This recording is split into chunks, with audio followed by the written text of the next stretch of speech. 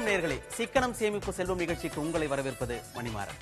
இன்றைய நிகழ்ச்சியில் மாறி வரும் இந்திய வங்கிச் சூழல் குறித்து நாம் பார்க்க இருக்கிறோம். அதாவது பணத்தை டெபாசிட் செய்ய, மற்றவர்களுக்கு அனுப்பும் பணத்தை டிமாண்ட் டிராப்டாக பெற, அவசர தேவைக்கு நகையை அடமானம் வைத்து பணம் பெற, வீடு, வாகன, விவசாய, கல்வி கடன் பெற என்று அறியப்பட்ட வங்கிகள் தற்போது இன்சூரன்ஸ் பாலிசி விற்பதையும் பார்க்க முடிகிறது. ஆனால் வங்கிகள் என்பவை வரும் நாட்களில் இப்படி ஒன் ஸ்டாப் ஷாப் வகையில் சர்வரோக நிவாரணிகளாக இருக்காது என்கிறார்கள்.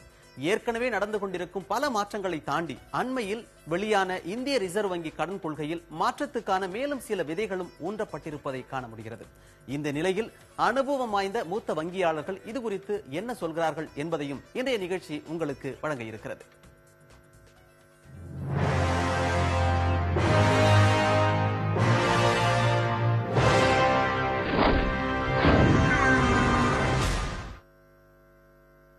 வங்கிகளின் முகமாற்றம் குறித்து பேச வேண்டிய அவசியத்தை இன்று ஏற்படுத்தி இருப்பது இந்தியாவின் மிகப்பெரிய வங்கியான பாரத ஸ்டேட் வங்கியின் தலைவர் அருந்ததி பட்டாச்சாரியா அண்மையில் தெரிவித்த கருத்துக்கள் தான். இந்திய ரிசர்வ் வங்கியால் அனுமதிக்கப்பட்டு விரைவில் சேவையை தொடங்க உள்ள small finance banks, payment banks போன்ற புதுவித வங்கிகள் ஏற்கனவே செயல்பட்டு வரும் வங்கிகளின் இருப்பை கேள்விக்குறி ஆக்கிவிடுமோ என அருந்ததி பட்டாச்சாரியா அச்சம் தெரிவித்துள்ளார். இப்படி சொன்னவரின் பின்னணியையும் மனதில் கொண்டு பார்த்தால் இந்த கருத்து அத்தனை எளிதாக எடுத்துக்கொள்ளக்கூடியதல்ல. இது மட்டுமின்றி இந்திய வங்கித்துறையின் மற்ற பல நடப்புகள் குறித்தும் வேறு சில கருத்துக்களை பாரத ஸ்டேட் வங்கியின் தலைவர் கூறியிருக்கிறார். அவற்றை விரிவாக பார்ப்பதற்கு முன்பு ரிசர்வ் வங்கி அனுமதித்துள்ள ஸ்மால் பினான்ஸ் பேங்க் மற்றும் பேமெண்ட் பேங்க்ஸ் குறித்து தெரிந்து கொள்வது அவசியமாகிறது. ஸ்மால் பினான்ஸ் பேங்கை தமிழில் சிறுநிதி வங்கி என்றும், பேமெண்ட்ஸ் பேங்கை பண பரிமாற்ற வங்கி என்றும் குறிப்பிடுவது பொருத்தமாக இருக்கும். ரிசர்வ் வங்கியின் வார்த்தைகளின்படி ஏற்கனவே செயல்பட்டு வரும் வங்கிகளை, அதாவது தற்போது எல்லாவிதமான நிதி சேவைகளையும் ஒரே இடத்தில் வழங்கும் ஒன் ஸ்டாப் ஷாப்களை யூனிவர்சல் பேங்க்ஸ் என்கிறார்கள். புதிதாக வர இருக்கும் மற்றவை டிஃபரன்ஷியேட்டட் பேங்க்ஸ், அதாவது மாறுபட்ட வங்கிகள் என சொல்லலாம். அதில் தற்போது 10 சிறுநிதி வங்கிகளும் 11 பண பரிமாற்ற வங்கிகளும் தொடங்க அனுமதி அளிக்கப்பட்டுள்ளது. இவை மற்ற வங்கிகளிலிருந்து எப்படி மாறுபட்டுள்ளன அல்லது அவை என்ன செய்ய வேண்டுமென ரிசர்வ் வங்கி எதிர்பார்க்கிறது என்பது முக்கியத்துவம் பெறுகிறது. சிறுநிதி வங்கிகள் என்கிற ஸ்மால் பினான்ஸ் பேங்க்ஸ் என்ன செய்ய போகின்றன, எங்கே செயல்பட போகின்றன, ஏற்கனவே அனுமதி பெற்றிருக்கும் 10 சிறுநிதி வங்கிகள் யாரை குறிவைக்கின்றன போன்ற தகவல்கள் சுவாரஸ்யமானவை.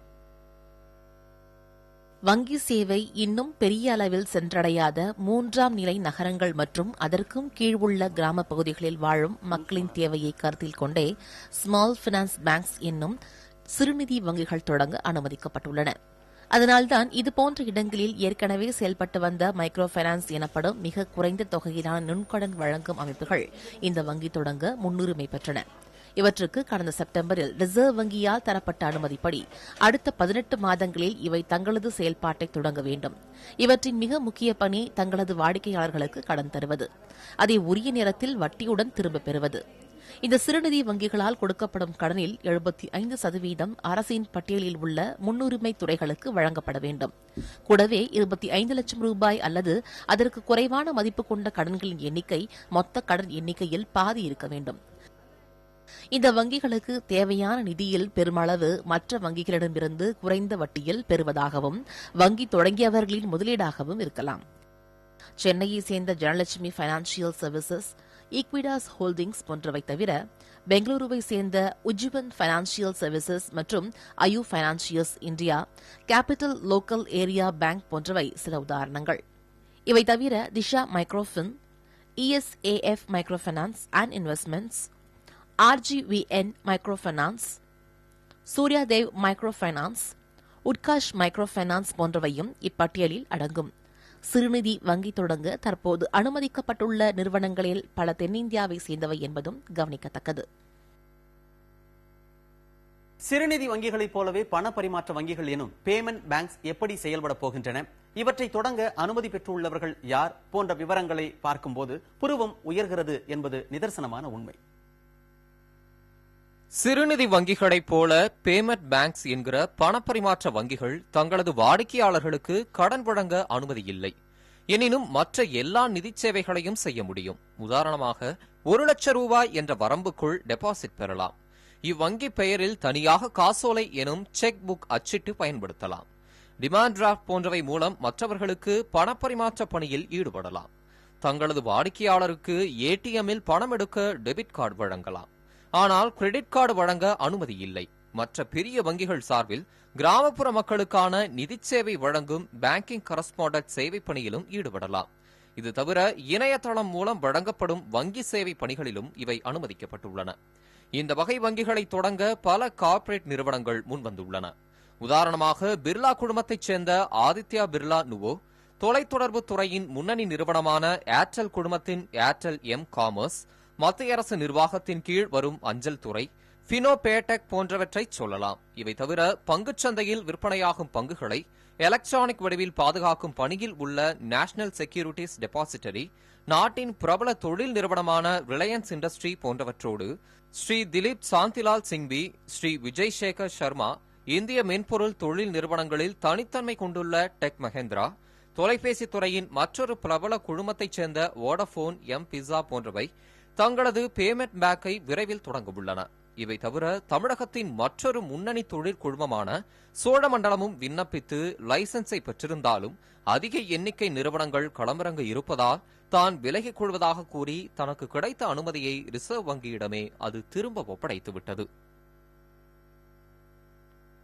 ரிசர்வ் வங்கி புதிதாக அனுமதித்துள்ள இருவித வங்கிகள் குறித்த தகவலும் பின்னணியும் தெரிந்த நிலையில் பாரத ஸ்டேட் வங்கி தலைவர் அருந்ததி பட்டாச்சாரியாவின் கருத்துக்களுக்கு மட்டுமின்றி அவரது சந்தேகத்திற்கும் அச்சத்துக்கும் கூட காரணம் இருப்பதை நம்மால் உணர்ந்து கொள்ள முடியும். சில தினங்களுக்கு முன் வங்கித்துறை கருத்தரங்கு ஒன்றில் பேசிய அருந்ததி பட்டாச்சாரியா, சிறுநிதி வங்கி மற்றும் பண பரிமாற்ற வங்கி என்ற இரண்டு புதுவித வங்கிகளும் ஏற்கனவே செயல்பட்டு வரும் மற்ற வங்கிகளுக்கு சவாலாக அமைய வாய்ப்பிருப்பதாக நம்புகிறார். குறிப்பாக பொதுத்துறை வங்கிகள் இந்த சூழலை எப்படி எதிர்கொள்ளுமோ என அவர் கவலை தெரிவித்துள்ளார். வர்த்தக வங்கிகளின் வாடிக்கையாளர்களை மட்டுமின்றி அவற்றில் டெபாசிட் செய்யப்பட வாய்ப்புள்ள பணத்தில் ஒரு பகுதியையும் புதுவித வங்கிகள் கைப்பற்ற நேரும் என அருந்ததி கருதுகிறார். இது தவிர பேமெண்ட் வங்கிகள் தொடங்க பல கார்ப்பரேட் நிறுவனங்களுக்கு அனுமதி தரப்பட்டுள்ளதால் தேவையான மூலதனம் உள்ளிட்ட பல விஷயங்களில் புதுவித வங்கிகள் சந்தை போட்டியை கடுமையாக்கியுள்ளன எனவும் கூறுகிறார். உதாரணமாக 1998ஆம் ஆண்டு வாக்கில் நாட்டின் முன்னணி 5 வங்கிகளின் நிதி சேவை பங்கு 46% என கூறும் அவர், தற்போது அது 39.5% என வீழ்ச்சி கண்டிருப்பதை எடுத்துக்காட்டுகிறார். கூடவே கிராமப்புற மக்கள் சுய உதவிக்குழு உறுப்பினர் போன்ற வாடிக்கையாளருடன் புதுவித வங்கிகளுக்கு நெருங்கிய தொடர்பும் உறவும் ஏற்படும் என நம்பும் அவர், அவர்கள் குறித்த முழு விவரம் அறிந்திருப்பதால் புதுவித வங்கிகளுக்கான தோல்வி வாய்ப்பு மிக குறைவு எனவும் கணிக்கிறார். அதேபோல இன்றைக்கு பிரபலமாகி வரும் மொபைல் போன் மூலமான வங்கி சேவை 2010ஆம் ஆண்டு முதலே சிக்கனமானதுதான் என்கின்றார்.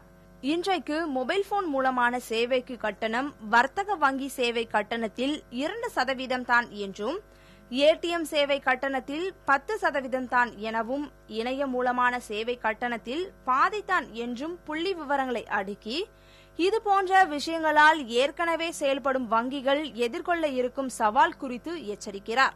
ஆனாலும் தங்களுக்கென வெற்றிகரமான வணிக செயல்முறையை புதுவித வங்கிகள் இன்னும் தெளிவாக உருவாக்கவில்லை என்பதையும் சுட்டிக்காட்ட தவறவில்லை. மறுபுறம் கடும் சவால் நிறைந்த கடந்த 3 ஆண்டு புள்ளிவிவர அடிப்படையில் வர்த்தக வங்கிகள் குறித்து இறுதி முடிவுகளை யாரும் எடுக்கக்கூடாது என்பது அவரது கோரிக்கை. புதிய சூழலை சந்திக்க வங்கிகளுக்கு அரசும் ரிசர்வ் வங்கியும் எப்படி உதவப் போகின்றன என்பதை பார்க்க வேண்டியுள்ளது என கூறும் அவர், கூட்டுறவு வங்கி, ஆர்ஆர்பி எனப்படும் பிராந்திய கிராம வங்கி போன்றவற்றில் வழிநடத்தும் அமைப்புகளின் மிக குறைந்த தலையீட்டை சுட்டிக்காட்டி வர்த்தக வங்கிகளுக்கு அத்தகைய சூழல் இல்லை என்பதை எடுத்துக்காட்டுகிறார். மொத்தத்தில் உலக பொருளாதாரத்தில் ஏற்பட்ட சிக்கல் இந்தியாவை பொறுத்தவரை மிக தாமதமாக வந்துள்ளது என சொல்லும் அவர், அதன் தாக்கத்தின் விளைவாகவே வங்கித்துறை இன்று பல சவால்களை சந்திக்க நேர்ந்துள்ளதாக கூறுகிறார். ஒன் ஸ்டாப் ஷாப் என சொல்லத்தக்க வகையில் தற்போது செயல்படும் வர்த்தக வங்கிகளில் சிறிய வங்கிகள் வருங்காலத்துக்கு நடைமுறை சாத்தியமற்றவை. பேசல் நாம்ஸ் எனும் சர்வதேச வங்கி நியதிகளை அவற்றால் பூர்த்தி செய்ய இயலாது. எனவே அவற்றை இணைத்து பெரிய வங்கிகளாக உருவாக்க வேண்டும் என ஏற்கனவே முயற்சி நடக்கிறது. இந்த நிலையில் மீண்டும் சிறிய வடிவில் சிறு பரப்பில் செயல்படும் வகையில் உருவாகும் சிறுநிதி வங்கி, பண பரிமாற்ற வங்கி போன்றவை அரசு மற்றும் ரிசர்வ் வங்கியில் உள்ள கொள்கை முரண்பாட்டை காட்டுகிறது என சிலரால் சொல்லப்படுகிறது. இந்த கருத்தை ஏற்கிறீர்களா? உங்களுக்கு இதில் உடன்பாடு உண்டா என சில மூத்த வங்கியாளர்களிடம் கேட்கும். அவர்களது கருத்துக்களை இப்பொழுது பார்க்கலாம். இது முரண்பாடு இல்லை, இது வேறு விதமாக தான் இதை நம்ம பார்க்கணும். அது என்னன்று, இந்த ஆர்பிஐ இந்த ஸ்மால் பேங்க், பேமெண்ட் பேங்க் கொண்டு வந்ததே ஃபினான்ஷியல் இன்க்ளூஷனை அதிகப்படுத்தணும்னு சொல்லிட்டு. இதுக்கு முன்னாடி எல்லா வங்கிகளும் செய்து கொண்டிருந்தது. ஆனால் செய்து கொண்டது இந்த முன்னேற்றம் சாட்டிஸ்ஃபேக்டரி லெவலில் இல்லை. இதனால இப்போ என்ன பண்ணாங்க, செக்மெண்டேஷன் சொல்லுவோம் இல்லையா, அந்த மாதிரி செக்மெண்டேஷன் பண்ணிட்டாங்க. அதாவது யூனிவர்சல் பேங்க்னு தனியாக கொண்டு வந்துட்டாங்க, ஸ்மால் ஃபினான்ஸ் பேங்க்னு தனியாக கொண்டு வந்துட்டாங்க, பேமெண்ட் பேங்க்னு கொண்டு வந்துட்டாங்க. ஒவ்வொருக்கும் ஒவ்வொரு விதிமுறை இருக்கு. ஆகையால இதனால ஒன்றும் இதாகாது. இது ஒரு நல்ல முயற்சி, ரிசர்வ் வங்கியினுடைய நல்ல முயற்சின்னு தான் நம்ம சொல்லணும்.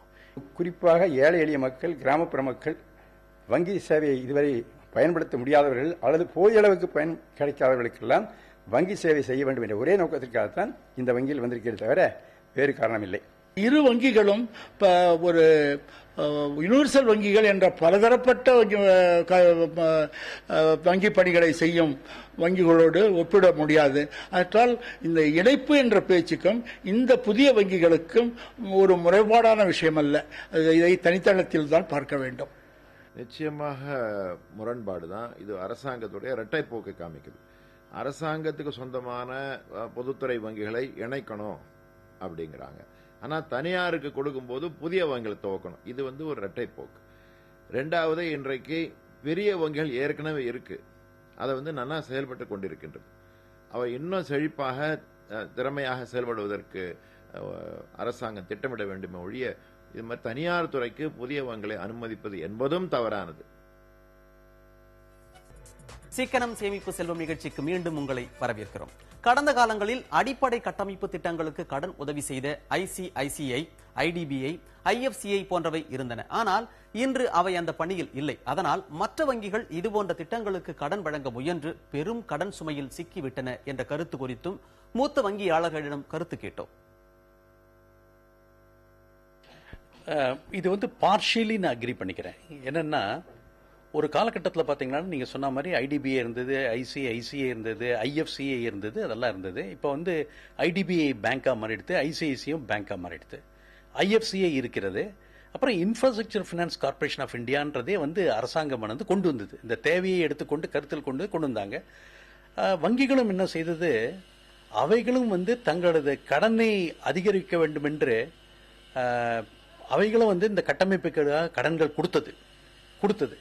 இது கிரெடிட் இன்க்ரீஸ் பண்ணணுன்ற ஆசையில நிறைய பண்ணாங்க. இப்போ அதனால எக்கனாமிக் ஸ்லோடவுன் ஆனதுனால இன்ஃப்ராஸ்ட்ரக்சர் லோன்ஸ் எல்லாமே majority of them become NPA. Correct இருக்கு. டேர்ம் லெண்டிங் இன்ஸ்டிடியூஷன் என்று ஆங்கிலத்தில் சொல்லுவாள். அதாவது ICICI, IDBI, IFCI இந்த மாதிரி நீண்ட கால கடனுக்கு கொடுக்கக்கூடிய வங்கிகள் தொடங்கப்பட்டன. அவற்றை முக்கியமாக தொழிற்சாலை, பெரும் தொழிற்சாலைகள் ஆரம்பிக்கிறதும் கட்டமைப்புகளுக்காக இன்ஃப்ராஸ்ட்ரக்சர் இந்த மாதிரியான வேலைகளுக்குத்தான் ஆரம்பித்தது. ஆரம்ப காலங்களிலே அது சரியாகத்தான் இருந்தது, அவை தேவைதான். ஆனால் காலப்போக்கிலே அவைகளால் சரியாக லாபகரமாக நடத்த முடியவில்லை. காரணம் என்னவென்றால், இவர்கள் கொடுக்கக்கூடிய கடன்கள் எல்லாம் நீண்ட கால கடன்கள். அவர்களுக்கு வரும் வருமானம், அதாவது டெபாசிட்டில் வாங்குவது கிடையாது. ஆனால் அவர்கள் கலெக்ட் செய்ய அவர்களுக்கு வர வேண்டிய தொகை எப்படி கிடைக்கிறது என்றால் பாண்ட் இஷ்யூ பண்ணுவார்கள். அந்த பாண்டு மூலமாகத்தான் அவர்கள் அந்த பணத்தை எடுத்து அவங்களுக்கு கடன் கொடுக்க முடியும். அப்படி கொடுக்கும்பொழுது நிறைய கடன்கள் ஒழுங்காக திரும்பி செலுத்தாமல் போய்விட்டது உண்மைதான்.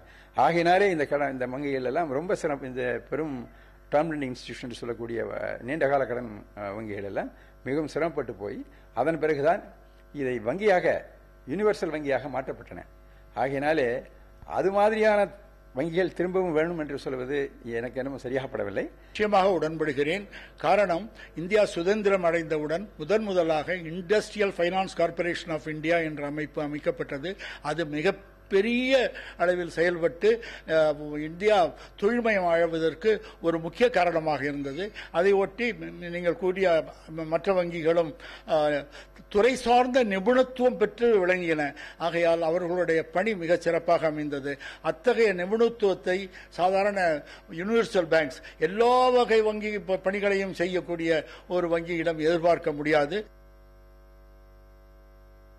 இவையெல்லாம் ஒருபுறம் இருக்க, தற்போது நடைபெற்று வரும் பல்வேறு வங்கித்துறை சீரமைப்புக்கெல்லாம் அடிப்படையாக அமையும் பேசல் நாம்ஸ் என்ற சர்வதேச வங்கித்துறை வழிகாட்டல் குறித்தே கேள்வி எழுப்புகிறார்கள் வங்கித்துறையில் உள்ள ஊழியர் சங்கத்தினர். வங்கிக்கு தேவையான மூலதனம் இல்ல, அந்த மூலதனம் கொடுக்க அரசாங்கத்தில் வசதி இல்ல, அதனால வெளிநாட்டு மூலதனமோ தனியார் மூலதனத்தை அனுமதிக்க வேண்டும் என்று சொல்றாங்க.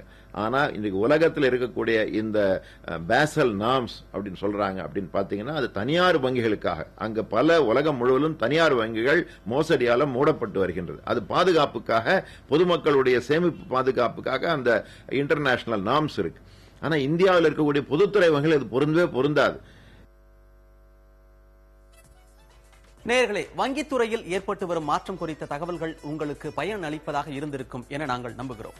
இது தொடர்பான உங்களது சந்தேகங்களை எங்களுக்கு sss@newgenmedia.com என்ற மின்னஞ்சல் முகவரிக்கு எழுதுங்கள். இது தவிர நாளை காலை சிக்கனம் சேமிப்பு செல்வம் நிகழ்ச்சியில் சர்வதேச சந்தையில் கச்சா எண்ணெய் விலை வரும் நாட்களில் குறையுமா, அதிகரிக்குமா, குறைந்துள்ள இன்றைய நிலையில் இந்தியா செய்ய வேண்டியது என்ன என்பது உள்ளிட்ட வளைகுடா நாடுகளில் நிலவும் கச்சா எண்ணெய் அரசியல் குறித்த விரிவான விவாதம் இடம்பெறுகிறது. காணத் தவறாதீர்கள். மீண்டும் அடுத்த வாரம் வேறு ஒரு தலைப்பில் இந்த நிகழ்ச்சியில் உங்களை சந்திக்கிறோம். அண்மை செய்திகளுக்கு தொடர்ந்து இணைந்திருங்கள் புதிய தலைமுறையோடு.